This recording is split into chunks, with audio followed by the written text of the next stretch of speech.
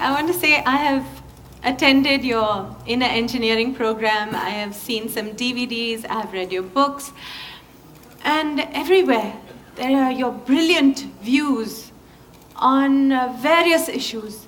It could be from the making of a nation to the making of a toy car, from the running of a household to the running of parliament. You have brilliant views on every issue that one can ever question. Yet I know very little about you. And here's a brilliant mind with an, for lack of better words, I'd say out-of-the-box thinking. So different, so refreshing, so enlightening. I'm fascinated and I want to know about your life. And I'd like to know that, were you just born brilliant? Did it begin from that very moment? I was a normal birth, I didn't come in a box. My mother had a normal child. Now, I'm really fascinated, intrigued that we're all here. But, the way you think, we wait to hear what you have to say. We've all been little children and we've all grown up, but we've grown up and been educated in schools, but I find our way of thinking, our way of being very conditioned, like almost systematized. So where did it all begin? The question that you're asking is, do people grow up and blossom, or are they brought up by somebody? You will see the general expression is, I was brought up in this place, I was brought up in that way. Especially in the West, you will see, I was brought up Christian, I was brought up Jewish. These are very common words. I think it's absolutely ridiculous and humiliating that a human being has to be brought up. You bring up cattle, okay? You don't bring up a human being. A human being is supposed to blossom by his own nature. That is why he is on the top of the pile, at least on this planet in the evolutionary scale. And most human beings don't seem to understand that, or they're not allowed to understand that by a whole lot of people and they need to be brought up.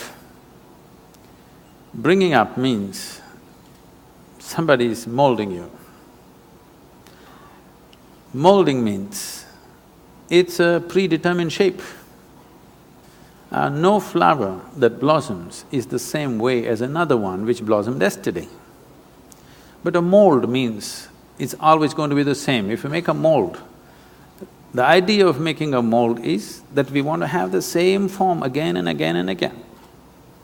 Right now, generally, that seems to be the work, unfortunately, of the current education system, the so-called religions that are operating in the world, and of course the family.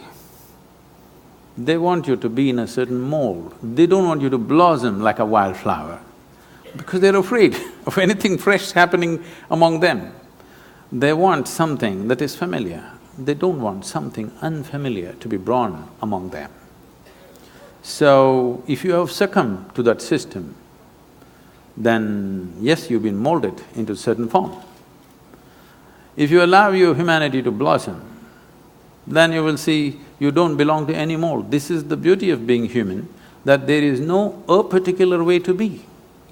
If you were a dog, you would be one way, if you were cattle, you would be one way, if you were a sheep, you would be another way, if you were a bird, you would be another way, a grasshopper another way. But to be human means there is no particular way. What is human is not defined, not described. It is just that. For every other creature on this planet, nature drew two lines. Within that, they have to play their game. For a human being, only the bottom line is drawn, there is no top line. But socially, people are trying to draw a top line for themselves. But nature has not drawn a top line for you, it's a limitless possibility.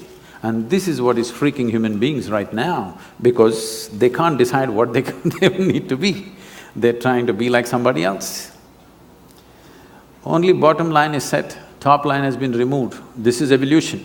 But wait, we still didn't quite get to… So, having said all that, I still didn't quite get it. So how was it when you were a child? Were you put into a school to go the systematic way, where you learnt your maths and maths and language, and and did you keep up with it? Do I look that educated? Don't insult me like that. Actually, when I go and stand in the line, in the immigration lines, and particularly in America, they look at me and say, "Can you speak English?" I say, I have that uneducated look, it's not easy. Do you know what it takes to remain uneducated? Education is just 20 years of going somewhere and getting one certificate. To remain uneducated, it's very difficult. Because from the day you are born, your parents, every other adult, the school, the damn thing, everybody is trying to educate you about something that's not worked in their life.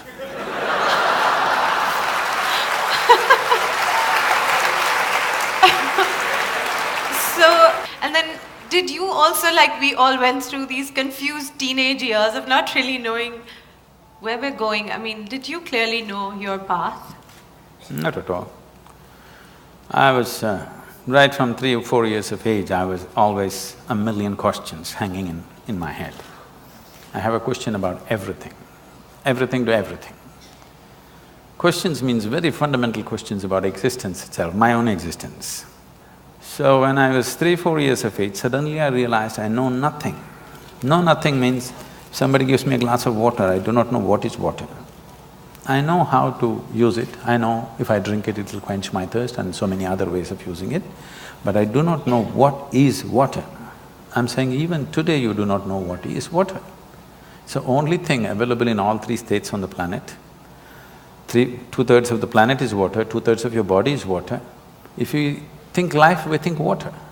But do you know what it is? With all the scientific exploration, we do not even know a single atom in its entirety. Today our idea of science is learning how to use everything. Yes, we know how to use an atom, we know how to break it, we know how to fuse it, but we really do not know what it is. Any one thing, tiniest thing in the creation, we do not know in its entirety. This is the fact of life. Well, even something simple as what you started with saying, that looking at water, I mean, straight away I was taught water, H2O, and what it can do, and you can mix it with colors and it becomes that, you can drink it and it quenches your thirst, but I never looked at it and said, I don't really know what is water. Because nobody looks at anything. See, everybody is looking like this. Nobody has any attention for a piece of life here. They're like this. If you pay attention to one life, one blade of grass, one grasshopper, one human being, something else will happen. That's why we said life and love, because if you pay attention to one human being, some love will happen within you, okay? If you miss life, at least some emotion in that direction must happen to you. That will happen only if you pay attention to one. If you're looking at like this, these days it's become a fashion because you're on love on Facebook, you love the whole humanity. To love one human being, if you want to love one human being, it costs life. To love the whole humanity doesn't cost anything. It's even better to love God, because it's always easy to love somebody who's not here now. It's so easy. But if you have to love somebody who's sitting next to you right now, it costs life. You know how difficult it is to love someone who's next to you right now? How easy it is to love someone who is dead or who is in heaven? Isn't it so? Let's face it. Because if you have to love one thing is you have to pay attention. Without attention, it will not happen. And above all, you have to give up something that is you to accommodate another, otherwise it will not happen. The English expression is very good. You must fall in love. You cannot rise in love, you cannot stand in love, you cannot fly in love, you have to fall. Something of you should fall, otherwise it'll not work. You will not know it. So, you want to have a fake sense of life, then you don't pay attention to anything. Everything is information, nothing is a living experience.